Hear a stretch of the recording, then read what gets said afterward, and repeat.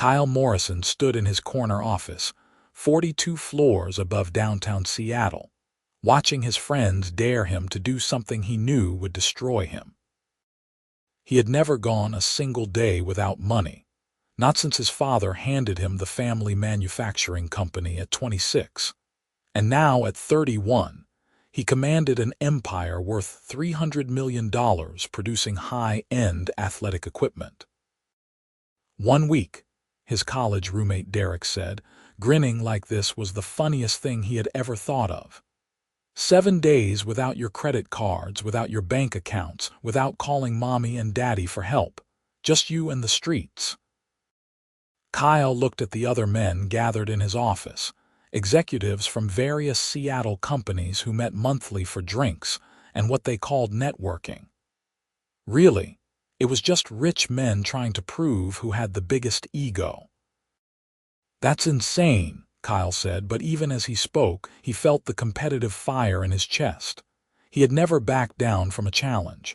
That was how he had doubled his father's company revenue in 5 years. "Scared?" Derek asked, and that single word sealed Kyle's fate. "I will do it," Kyle said. 1 week. No money, no resources, nothing. Starting Monday morning. The men laughed and clapped, already pulling out their phones to transfer money into a pot. $10,000 to the charity of Kyle's choice if he made it the full 7 days. 100,000 from Kyle's own pocket to theirs if he failed. That was Thursday. Kyle spent the weekend preparing, though he was not entirely sure how to prepare for voluntary poverty. He told his assistant Linda to clear his schedule, claiming a personal emergency. He told his doorman he would be traveling. He did not tell his parents anything because his mother would have him committed. Monday morning arrived with spring rain, and Kyle stood in his penthouse bathroom staring at himself in the mirror. He had dressed in his oldest jeans, a plain gray shirt, and a jacket that he had not worn since college. He left his watch on the counter, his wallet in the safe, his phone on the charger. The only things he took were the clothes on his back and a strange sense of excitement mixed with terror. The plan was simple: survive in Seattle for 7 days without spending a dime or revealing his identity. He could not call anyone he knew for help. He had to make it on his own merit, not his name or his fortune. By Monday afternoon, Kyle understood he had made a catastrophic mistake. Rain soaked through his jacket within an hour. He had walked from his building to a neighborhood he barely recognized, somewhere south of downtown, where the streets looked different from his usual haunts. Hunger gnawed at his stomach because he had skipped breakfast, thinking he would just grab something. Except there was no grabbing anything without money. He tried to think logically. Food banks existed, right? Shelters. But he had no idea where they were or how they worked. His phone sat uselessly charging 40 blocks away. He was a man who commanded boardrooms and negotiated million-dollar deals, now standing on a street corner with no clue how to feed himself. "You looking for work?" Kyle turned to find an older man with weathered hands and paint-stained clothes looking at him from the door of what appeared to be a small diner. "Yes," Kyle said, because what else could he say? "Kitchen is short today. Dishwasher called in. $20 cash for 4 hours if you are interested." $20 sounded both pathetic and like a fortune. Kyle nodded and followed the man inside. The diner was called Ava's, according to the faded sign above the door. Inside, it smelled like coffee and bacon and something else Kyle could not identify but made his stomach growl. The kitchen was small and hot, with a dishwashing station that looked like it belonged in a museum. "I'm Frank," the older man said. "Owner's daughter is around here somewhere. She'll show you what to do. Just don't break anything." Kyle nodded and Frank disappeared through a swinging door. Kyle stood awkwardly by the industrial sink, surrounded by stacks of dirty plates and the sounds of a busy lunch rush he could not see but could definitely hear. "You Frank's charity case for the day." The voice came from behind him, female and slightly amused. Kyle turned and forgot whatever response he had been forming. She stood in the doorway holding a tray of dirty dishes, her dark hair pulled back in a ponytail, her brown eyes assessing him with the kind of intelligence that made his chest tighten. She wore jeans and a black shirt with the diner's logo, an apron tied around her waist. She was not traditionally beautiful in the way of the women who usually caught Kyle's attention at charity galas, but something about her made him stare longer than was probably polite. "I need work," Kyle managed. "Everyone needs work," she said, setting the tray down beside the sink. "I'm Amelia." "Ava was my grandmother. This place is mine now, though most people still call it Ava's. You know how to wash dishes. How hard can it be?" Amelia laughed, a real laugh that transformed her face. Famous last words. "Okay, newbie, let me show you how we do things." For the next 4 hours, Kyle learned that washing dishes was significantly harder than running a $300 million company. The water was scalding. The plates never stopped coming. His back ached from standing in one position. His hands pruned and reddened. But Amelia worked beside him for most of it, filling in during the rush, talking in between loads about the diner and her grandmother and the neighborhood. Her voice became something Kyle found himself wanting to hear more of, even when she was explaining for the 3rd time that he needed to scrape the plates better before putting them in the industrial washer. "You are not from around here," Amelia said during a brief lull. It was not a question. "What gave it away?" Kyle asked, scrubbing at a particularly stubborn pot. "Your hands," she said. "They're too soft. Office worker." "Something like that," Kyle said, which was not technically a lie. "Lost your job." "Taking a break," Kyle said. "Trying something different." Amelia studied him with those intelligent brown eyes. "Running from something." "Maybe running toward something," Kyle said, surprising himself with the honesty. She smiled at that, small and private. "Well, you are doing okay for your first day. Most people Frank picks up quit after an hour." "I don't quit," Kyle said. "We'll see," Amelia said, but she sounded impressed. When the dinner rush ended and Frank handed Kyle 4 wrinkled $5 bills, Kyle felt more pride than he had when he closed his last major acquisition. He had earned this money with actual work, with his own hands. It felt different from the numbers that appeared in his accounts. "You can come back tomorrow if you want," Frank said. "Same time, same pay." Kyle looked at Amelia, who was wiping down tables in the dining room. She caught his eye and raised an eyebrow, challenging. "I'll be here," Kyle said.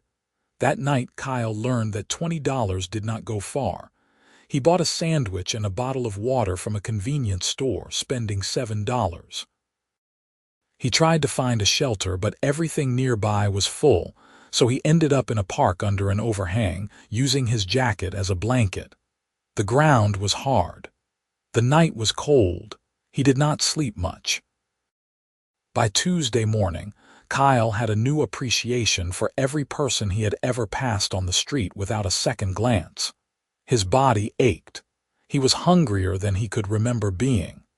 But when he showed up at the diner at 11, Amelia looked genuinely happy to see him. "Didn't think you would come back," she said. "I said I don't quit," Kyle replied. "Fair enough, you hungry? I made extra breakfast." She led him to a small back office and handed him a plate with eggs, toast, and bacon.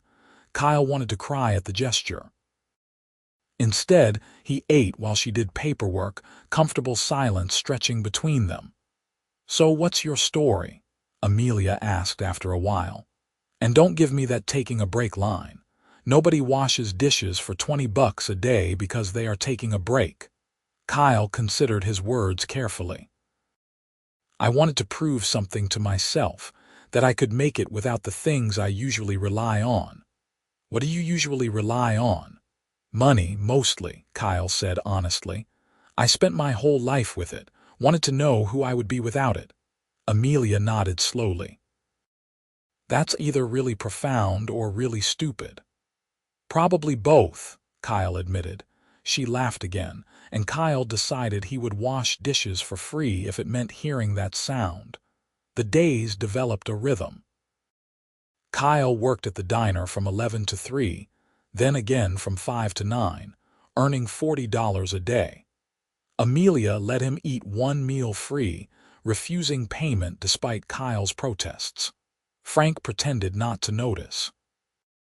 Kyle spent his nights in the park, or, when it rained, in a 24-hour laundromat where the owner let people doze in the plastic chairs.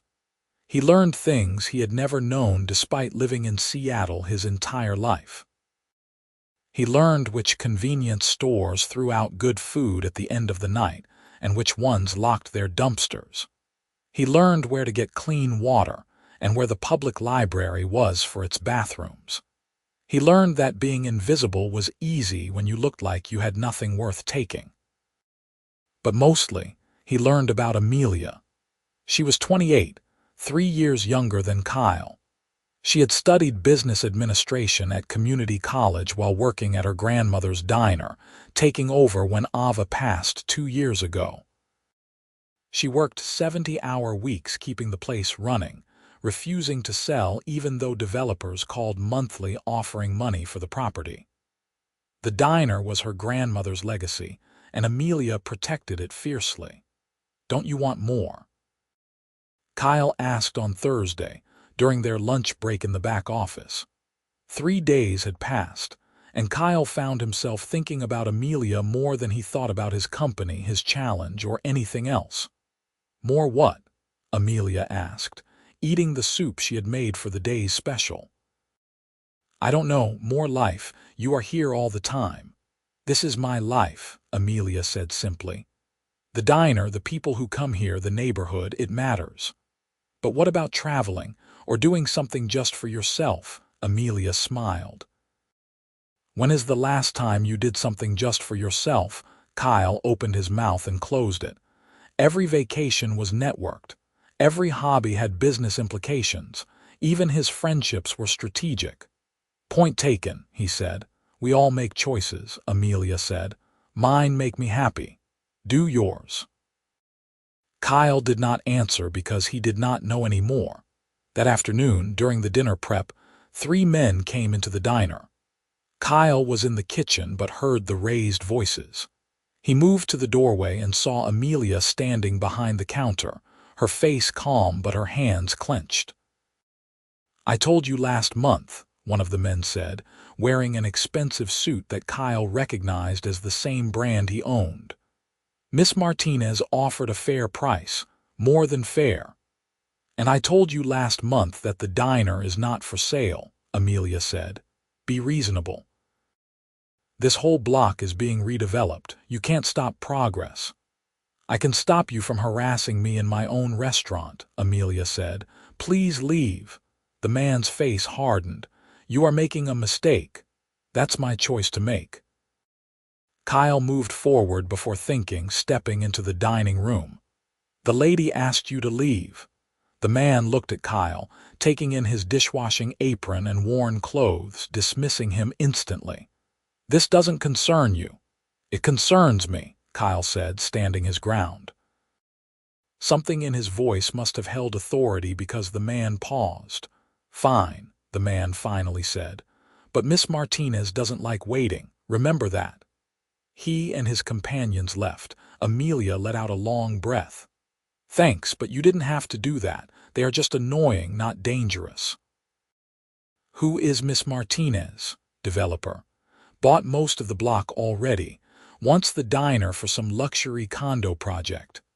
Amelia's jaw tightened. "Not happening." Kyle wanted to tell her that he knew about property development, about zoning laws and legal pressure. He wanted to offer his resources, his lawyers, his money, but he could not without revealing everything. "You will figure it out," he said instead, inadequate. Amelia looked at him, really looked at him, and Kyle felt exposed in a way that had nothing to do with his week-long challenge. "You are different," she said quietly. "Not like the usual people Frank brings in. Different how? I don't know yet, but I'm figuring it out." Kyle's heart beat faster. "And what have you figured out?" "That I like having you here," Amelia said. And then she turned back to the kitchen, leaving Kyle standing in the dining room feeling like he had just won and lost something important simultaneously.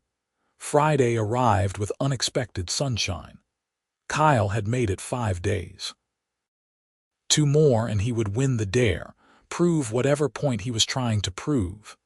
But the thought of Monday, of going back to his penthouse and his company and his real life, felt wrong in a way Kyle could not articulate. "You are quiet today," Amelia said during the lunch rush. "Thinking," Kyle said, scrubbing plates. "About what?" "About how things change," Kyle said. "How you can think you know what you want, and then suddenly you don't know anything." Amelia dried her hands on her apron. "That sounds heavy for a Thursday." "It's Friday," Kyle corrected with a small smile. "See, you are already losing track of time. That's what happens when you are happy." She said it casually, but Kyle heard the question underneath. "Are you happy?" he asked instead of answering. "Right now, yeah, I am." She met his eyes, and Kyle saw something there that made breathing difficult. The moment broke when Frank called about an order, and Amelia moved away, but the feeling lingered. That evening, after the dinner shift, Amelia did something she had never done before. "Want to take a walk?" she asked Kyle. "I need to decompress before I do the books." They walked through the neighborhood as the sun set, painting the streets gold. Amelia pointed out places she had known her whole life. The corner store where she bought candy as a kid, the community center where she had learned to play basketball, the small park where her grandmother used to take her for picnics. "This is why I won't sell," Amelia said, standing at the edge of the park. "Not because I'm stubborn, though I am, but because places like this matter. The diner employs 8 people. It feeds 50 to 70 people a day, good food at prices they can afford. If it becomes luxury condos, where do those people go? The city needs housing," Kyle said carefully, playing devil's advocate even though he agreed with her. "The city needs affordable housing," Amelia countered. "These developers don't build for people who work at diners or drive buses. They build for people with money who want to feel urban without dealing with actual urban problems." Kyle thought about his own penthouse, his building with its doorman and his isolated life, 42 floors above the reality Amelia described. "You are right," he said. Amelia looked surprised. "That was easy. Sometimes the right answer is obvious. We just don't want to see it because it complicates things." They sat on a bench as the streetlights came on. Kyle wanted to tell her everything, who he was, why he was really washing dishes, how much he could help her fight the developers. But he also wanted to stay in this moment where he was just Kyle and she was just Amelia and money did not complicate everything between them. "Can I ask you something personal?" Amelia said. "Sure. Do you have someone, a girlfriend or—" Kyle's heart jumped. "No, nobody. You?" "No. I don't really have time," she paused, "but I would make time for the right person." The air between them felt charged. Kyle turned to face her, seeing the way the streetlight caught in her dark hair, the openness in her expression. "Amelia," he started, not sure what he was going to say. "I know this is crazy," she interrupted. "You have been working at the diner for less than a week, but I feel like I have known you longer, like you get things that other people don't." "I feel that too," Kyle said, honest and raw. "So what do we do about it?" Amelia asked. Kyle could have said 100 things. He could have told her the truth. Instead, he leaned forward slowly, giving her time to pull away. She did not. Their lips met softly, questioning, and then with more certainty as Amelia's hand came up to his cheek. When they broke apart, both breathing harder, Amelia laughed shakily. "Okay, that was, okay. Just okay, Kyle asked, unable to keep from smiling. Better than okay, she admitted. Way better. They walked back to the diner holding hands, and Kyle tried not to think about how Monday would destroy this fragile, perfect thing growing between them. Saturday arrived too fast. One more day, and Kyle's week would be over. He had survived without money, proved whatever point needed proving, but victory felt hollow. He barely thought about the challenge anymore. He thought about Amelia's laugh, the way she hummed while prepping vegetables, how she treated every customer like family. You have been distracted all morning, Frank observed, finding Kyle in the kitchen during a rare quiet moment. Sorry, Kyle said. Don't be sorry, just be careful. Frank's weathered face was serious. Amelia is like a daughter to me. She has been through enough. I'm not trying to hurt her, Kyle said. Nobody ever is, Frank said. But life has a way of making things complicated. Kyle wanted to argue, but Frank was right. Life was about to get very complicated. That afternoon, Amelia asked Kyle to help her with a repair in the diner's storage room. A shelf had come loose, and she needed someone to hold it while she secured it. They worked together in the small space, close enough that Kyle could smell her shampoo, something simple and clean. My dad used to do all this stuff, Amelia said, drilling in a screw. He was good with his hands. After he died, I had to learn everything myself. When did he pass? Kyle asked quietly. 6 years ago. Heart attack. He was only 53. Amelia's hands stilled. It's why I don't take life for granted, why I fight for what matters. Kyle set down the shelf bracket and turned her to face him. You are remarkable, you know that. I'm just doing what needs doing, she said. That's what makes you remarkable. They kissed again, more urgently this time, pressed together in the small storage room. When they finally broke apart, Amelia's eyes were bright. Stay tonight, she said. I have an apartment above the diner, nothing fancy, but it has a couch that is better than wherever you have been sleeping. Kyle knew he should say no, knew it would make Monday harder. Yes, he said instead. Amelia's apartment was small and filled with evidence of her life. Photos of her grandmother, books stacked on every surface, a tiny kitchen that still managed to feel welcoming. She made them dinner pasta with a simple sauce, and they ate on her worn couch watching a movie neither of them paid attention to. Tell me something true, Amelia said during a quiet moment. Something you have not told anyone else. Kyle thought carefully. I'm terrified that I've wasted my life chasing things that don't actually matter. Amelia absorbed this. What matters to you? You, Kyle said, and watched her eyes widen. I know that sounds crazy, we barely know each other, but this week, helping at the diner, being with you. It's the first time in years I have felt like I was doing something real. It is not crazy, Amelia said softly. I feel it too, this connection, like we make sense together. They kissed again, and this time it led to Amelia's bedroom, to careful touches and whispered words. Kyle had been with women before, but nothing felt like this, urgent and tender and honest.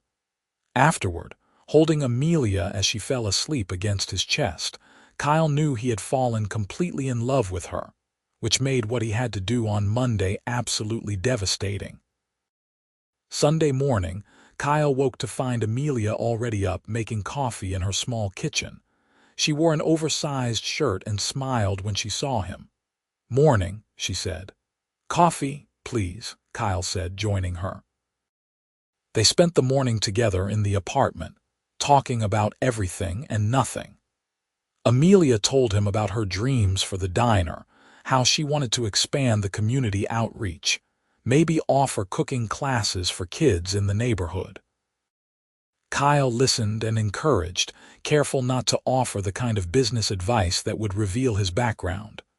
What about you? Amelia asked. What do you want? After your break is over, Kyle looked at her, this woman who had shown him what truly mattered. I want to be someone worthy of you. You already are, Amelia said, and Kyle felt the guilt crush him. They worked the Sunday shift together, the diner busy with its regular weekend crowd. Kyle had learned the rhythm of the place, could anticipate what Amelia needed before she asked. They moved around each other like they had been doing this for years instead of days. During a lull, Amelia pulled him aside. I'm glad you walked in here last Monday. Me too, Kyle said, meaning it with every part of himself. Promise me something, Amelia said. Whatever happens next, whatever reality looks like outside of this week, we will figure it out together. Kyle wanted to make that promise, but the lie would have poisoned it. Let's talk tomorrow, he said instead. After work, I need to tell you something important. Concern flickered across Amelia's face. That sounds ominous. It's not bad, Kyle said quickly. I promise, there are things you should know about me, about why I'm really here. You are scaring me a little, Amelia admitted. Kyle kissed her forehead.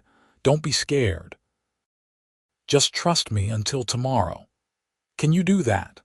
Okay, Amelia said, though she still looked uncertain. That night back in Amelia's apartment, they made love again, slower this time, like they were memorizing each other. Kyle held her afterward and tried to figure out how to explain that he had been lying to her all week, while also telling the truth about everything that mattered.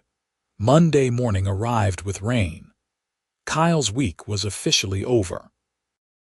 He had survived 7 days without money, had proven whatever point the dare required.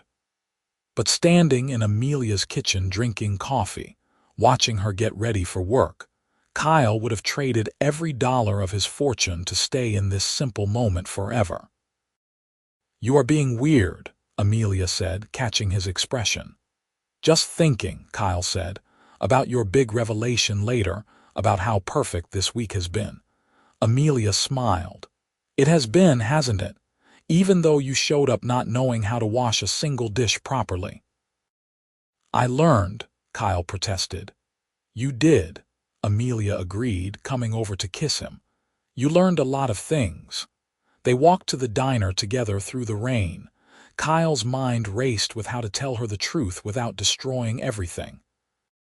He settled on a plan. Work the morning shift, then ask Amelia to take a break. He would take her somewhere neutral and explain everything. Then he would offer to help her fight the developers, to use his resources for something that actually mattered. But when they arrived at the diner, 3 black cars were parked outside. Kyle's stomach dropped. Inside, Derek stood in the dining room with several other members of their networking group. They started clapping when Kyle walked in, wet from the rain. You actually did it, Derek crowed. 7 full days. I did not think you had it in you, man. Kyle's blood ran cold. He looked at Amelia, saw her confused expression. I'm sorry, one of the men said. We are friends of Kyle's. We had a bet going about whether he could actually survive a week without his money. Looks like he proved us wrong.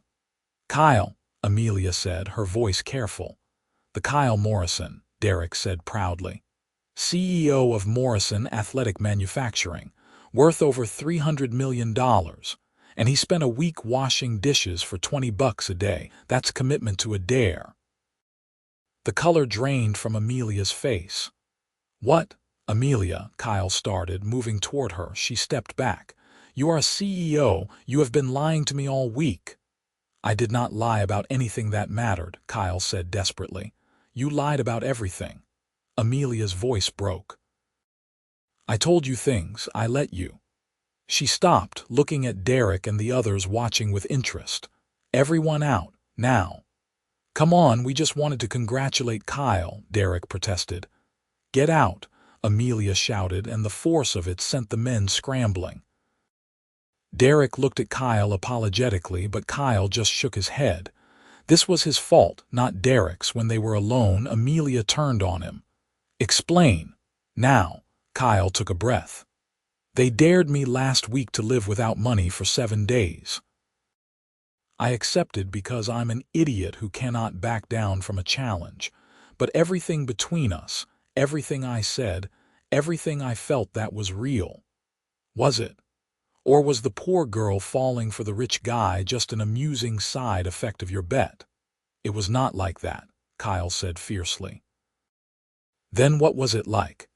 Because from where I am standing, you let me feed you and house you and sleep with you, all while knowing you were lying about who you really are. I did not plan for any of this, Kyle said. I did not plan to meet you or fall in love with you. Don't, Amelia said, her eyes filling with tears. Don't say you love me when this whole week was just a game to you. It was not a game. Not after the first day. Not after I met you and realized that you are the most incredible person I have ever known. But you still lied, Amelia said flatly. Every day, every conversation, you let me think you were struggling when you have more money than I will see in my entire life. Kyle felt helpless. I know, I'm sorry. I wanted to tell you, especially after I was going to tell you today, I swear. How convenient, right after your week was up. Amelia wiped her eyes angrily. I told you about my dad, about my dreams, about why this place matters, and the whole time you were probably laughing at me. I was never laughing at you, Kyle said, his voice raw. I was learning from you.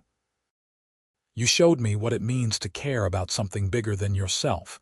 You showed me what actually matters in life. I showed you. Amelia laughed bitterly. Oh, how nice for you. The rich CEO learned valuable life lessons from the poor diner owner. What a touching story. Amelia, please. I think you should leave, she said quietly. Let me help you, Kyle said desperately. The developers, Miss Martinez, I can fight them. I have lawyers' resources. I don't want your money, Amelia shouted. I don't want anything from you except for you to leave my diner and never come back. I love you, Kyle said, the words torn out of him. No, you don't, Amelia said. You love the idea of me, the noble poor girl who made you feel good about yourself. But that's not love, Kyle. That's just another game. Kyle wanted to argue to make her understand, but the pain in her eyes stopped him. He had done this. He had hurt her with his deception, no matter how good his intentions had become. I am sorry, he said one more time. So am I, Amelia said and turned away from him. Kyle left the diner walking into the rain, feeling more lost than he had at any point during his week without money. The next 3 days were the longest of Kyle's life. He went back to his penthouse, to his company, to his real life. Everything looked the same, but it all felt wrong. His office felt too big, too empty. The meetings he ran felt pointless. The deals he negotiated felt hollow. He tried calling Amelia. She did not answer. He tried going to the diner, but Frank met him at the door. She does not want to see you, Frank said, not unkindly. I need to explain, Kyle said. Son, I think you explained enough. Give her time. But time felt like torture. Kyle could not eat, could barely sleep. His assistant Linda asked if he was sick. His mother called concerned. Kyle ignored everyone and focused on the one thing he could do for Amelia, even if she did not want his help. He called his lawyers and told them to investigate the development company trying to buy Amelia's building. He wanted everything: financial records, zoning applications, ownership structures, whatever he could find to help her fight them. What they found was explosive. On Thursday, Kyle went back to the diner during the dinner rush. Frank tried to stop him, but Kyle walked past. Amelia, he called, seeing her behind the counter. She looked up, her face hardening. I told you to leave me alone. I know, I am sorry, but you need to hear this. Kyle pulled out a folder his lawyers had prepared. The developer trying to buy your building, Martinez Development. They are broke. The luxury condos they are building on this block are over-leveraged. They need your property to complete the project and secure their financing. Without it, the whole thing collapses. Amelia stared at him. What? They have been pressuring you because they are desperate. If you hold out, they go bankrupt. The The project falls apart. Kyle set the folder on the counter. It's all here. Financial records, zoning violations, everything. You have all the leverage. Amelia picked up the folder slowly. Why are you giving me this? Because you were right. This neighborhood matters. The diner matters. You matter more than any luxury condo project. Kyle swallowed hard. And because I love you, even if you do not believe me, even if you never forgive me. Kyle, Amelia started, but Kyle held up his hand. I don't expect anything. I just wanted to help. I wanted to prove that what I felt this week was real, that you changed me in ways I cannot take back. He turned to leave. Wait, Amelia said. Kyle stopped, hardly breathing. I read about you, Amelia said quietly. After you left, Morrison Athletic Manufacturing. You started as an intern at your father's company, worked your way up, took over when he retired. You doubled revenue by treating employees better, by investing in communities where you build. Every article said you are tough but fair. I tried to be, Kyle said. So the person I met, the guy who worked hard and listened and cared about things, that was actually you, not just some act for your dare. That was me, Kyle confirmed. Maybe more me than I've been in years, because you made me remember why I went into business in the first place. Not to accumulate money, but to build something that matters. Amelia came around the counter, the folder still in her hands. You hurt me, she said. I know. You lied about something fundamental. I know. But you also spent a week washing dishes for minimum wage to prove a point to yourself. And then you spent days fighting to help me, even though I told you to leave. Amelia looked up at him. That's not nothing. It's not enough, Kyle said. I know that. But if you give me a chance, I will spend as long as it takes proving that what we had was real. Was, Amelia asked. Is, Kyle corrected, hope flaring. What we have is real, at least for me. Amelia set down the folder and stepped closer. I was so angry. I felt like such an idiot falling for you when you were just playing pretend.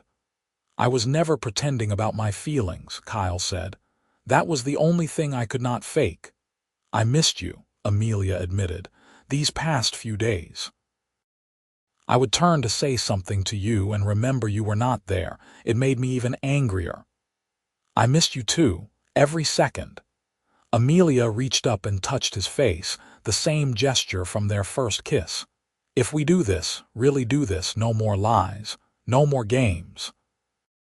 No more lies, Kyle promised. Full honesty, about everything. Everything, Amelia asked. Even the embarrassing CEO stuff, the gala and the charity events and whatever else comes with dating someone worth $300 million, especially that, Kyle said. Though I should warn you, those events are excruciatingly boring. I don't know, I bet I could liven them up. Amelia smiled, small but real. Does that mean? Kyle could not finish the question. It means I'm willing to try, Amelia said. It means I love you too, you idiot. Even though you came into my diner and turned my whole life upside down. Kyle kissed her, relief and joy and love overwhelming him. When they broke apart, half the diner was watching them, including Frank, who was grinning. About time, Frank called. We taking bets on how long before he screws up again. Don't give him ideas, Amelia called back, laughing. That night, after the diner closed, Kyle and Amelia sat in her office going through the documents he had brought. Kyle explained the legal situation, the leverage she had, the options available to her. I don't just want to save the diner, Amelia said eventually. I want to expand, offer more services to the community, but I do not have the capital. What if you had a partner? Kyle asked carefully. Silent investor. Provides funding, you maintain complete creative and operational control. Let me guess, this silent investor is you. Only if you want. This is your dream, Amelia. I don't want to take it over, but I would be honored to help you build it. Amelia considered this. What do you get out of it? the chance to be part of something meaningful, and the chance to be with you if you will still have me. Those are not mutually exclusive, Amelia pointed out. No, but they are both important to me. Amelia kissed him softly. Okay, partners. But I have conditions. Name them. You don't get to throw money at problems and expect them to disappear. You actually have to show up, work with me, understand the community we are serving. Deal, Kyle said immediately. And you teach me about business. The real stuff, not just the diner. I want to learn. Absolutely. And no more dares involving pretending to be poor. That was a one-time thing, Kyle laughed. I promise. No more identity-concealing dares. Then we have a deal, partner. They shook hands formally, then fell into each other laughing.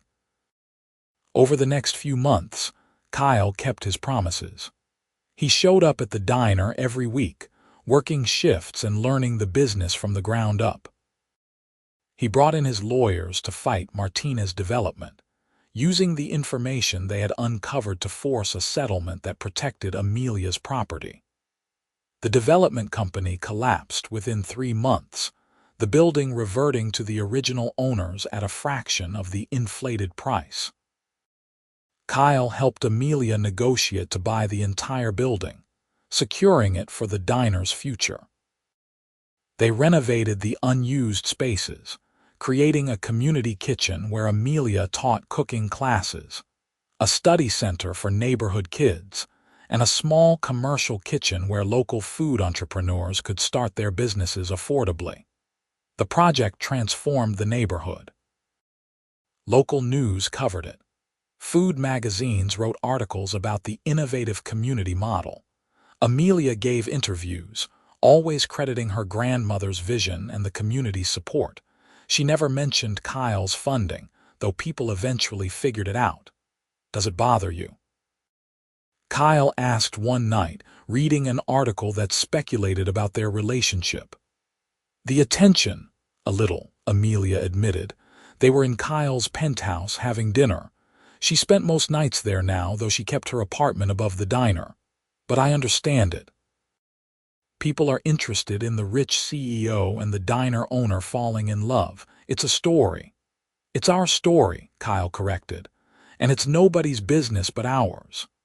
Says the man who started this whole thing with a bet among friends, Amelia teased. Worst best decision of my life, Kyle said. Worst best. Worst because I hurt you. Best because I met you. Amelia came around the table to sit in his lap. You more than made up for it. Kyle had changed other things too. He restructured his company's giving program, focusing more on community development and small business support. He started a fund for entrepreneurs from underserved neighborhoods, providing capital and mentorship. He spent less time at galas and more time visiting the facilities his company operated, talking to employees, understanding their lives. His board thought he had gone soft. His mother thought he was having a midlife crisis at 31. His father, surprisingly, thought he was finally living up to the Morrison name. This is what I wanted when I built the company, his father told him one afternoon in Kyle's office. Not just profit, but purpose. Your mother and I are proud of you, and we like Amelia very much. She's incredible, Kyle said. She is. Don't lose her. I don't plan to, Kyle said. 6 months after their reunion, Kyle took Amelia back to the park where they had their first kiss. It was a perfect spring evening, warm and clear. Why are we here? Amelia asked, suspicious. You are being weird again. Can't I just want to take a walk with my girlfriend? Kyle asked innocently. You are a terrible liar. What are you planning? Planning me. Kyle led her to the same bench where they had sat that first time. Kyle Morrison, if this is some kind of surprise party, I swear. Kyle dropped to one knee, pulling out a small box. Amelia's words cut off. Amelia Zimmerman, Kyle said, his voice shaking slightly. 7 months ago, I walked into your diner thinking I was going to prove something about myself. Instead, You proved to me what actually matters in life. You showed me how to care about something bigger than myself. You showed me what love really is." Tears were streaming down Amelia's face. "I don't want to spend another day without you," Kyle continued. "I want to build things together. I want to fight beside you. I want to wake up to your face every morning for the rest of my life. Will you marry me?" "You are still terrible at washing dishes," Amelia said through her tears. "Is that a yes?" "That's a yes, you impossible man. Yes, I will marry you." Kyle slipped the ring on her finger, a simple diamond, because Amelia hated flashy things and stood to kiss her. The few people in the park clapped. Someone whistled. Kyle did not care about any of it except the woman in his arms. They married 3 months later in a small ceremony at the diner, surrounded by family and friends and the neighborhood that had brought them together. Frank officiated, having gotten ordained online specifically for the occasion. Amelia wore a simple white dress. Kyle wore a suit but no tie because Amelia said he looked more like himself without it. "I want to make a promise to you," Kyle said during his vows. "Not just the traditional ones, though I mean those too, but I promise that I will show up every day as myself. No pretending, no games. I will work beside you, learn from you, and build a life with you that matters." "I promise to keep you humble," Amelia said, her eyes sparkling. "To call you on your nonsense. To love you when you are the powerful CEO, and when you are the guy who still can't wash dishes properly. To be your partner in everything, equal and honest." They kissed to cheers and applause, and it felt perfect. A year into their marriage, Amelia got pregnant. Kyle cried when she told him, overwhelmed with joy and terror in equal measure. "What if I am a terrible father?" he asked that night, holding her. "You will be," Amelia said bluntly. "Sometimes. All parents are, but you will show up and you will try, and that's what matters." "You are very wise," Kyle said. "I know. That's why you married me." Their daughter was born in early spring, 8 pounds and screaming, with Amelia's dark hair and Kyle's blue eyes. They named her Ava after Amelia's grandmother, and she was perfect. Kyle took 3 months off work, something that scandalized his board but delighted his wife. He learned to change diapers and give bottles and function on 2 hours of sleep. He walked the floor with Ava at 3 in the morning, telling her stories about her incredible mother. "You are doing great," Amelia said one particularly exhausting night, finding Kyle asleep in the nursery rocker with Ava on his chest. "I'm a disaster," Kyle mumbled, carefully handing over their daughter. "You are doing great," Amelia repeated firmly. "Look at her. She is completely content with you." Kyle looked at his wife and daughter, at the life they had built together, and felt a completeness he had never known existed. The diner continued to thrive. Amelia expanded twice more, opening 2 additional community kitchens in other neighborhoods. Kyle's company partnered with her formally, creating a model for community investment that other corporations began copying. They won awards for their work, gave speeches, were featured in business magazines and news programs. But their favorite times were still the quiet moments. Family dinners at the original diner with Frank and their extended chosen family. Weekends teaching Ava to cook. Nights on the couch watching movies and stealing kisses. When Ava was 3, Kyle went back to the diner to wash dishes for an afternoon. Amelia found him there during the lunch rush. "What are you doing?" she asked, laughing. "Remembering," Kyle said, "where we started." Amelia kissed him, heedless of the water dripping from his hands. "Best week of my life, mine too," Kyle said. "Even though I was terrible at it, you still are," Amelia agreed. "Good thing I kept you around for other reasons. Such as, you make cute babies, you give good hugs, you are not completely hopeless at business." "High praise," Kyle said dryly. "Also, I love you more than anything in the world," Amelia added softly. That's pretty important too.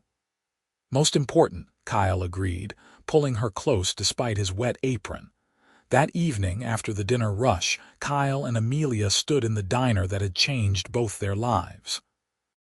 Through the windows, they could see their neighborhood, their community, the life they had built together. "You ever regret it?" Kyle asked. "Taking a chance on the idiot who showed up not knowing how to wash dishes?" "Every day," Amelia said, then laughed at his expression.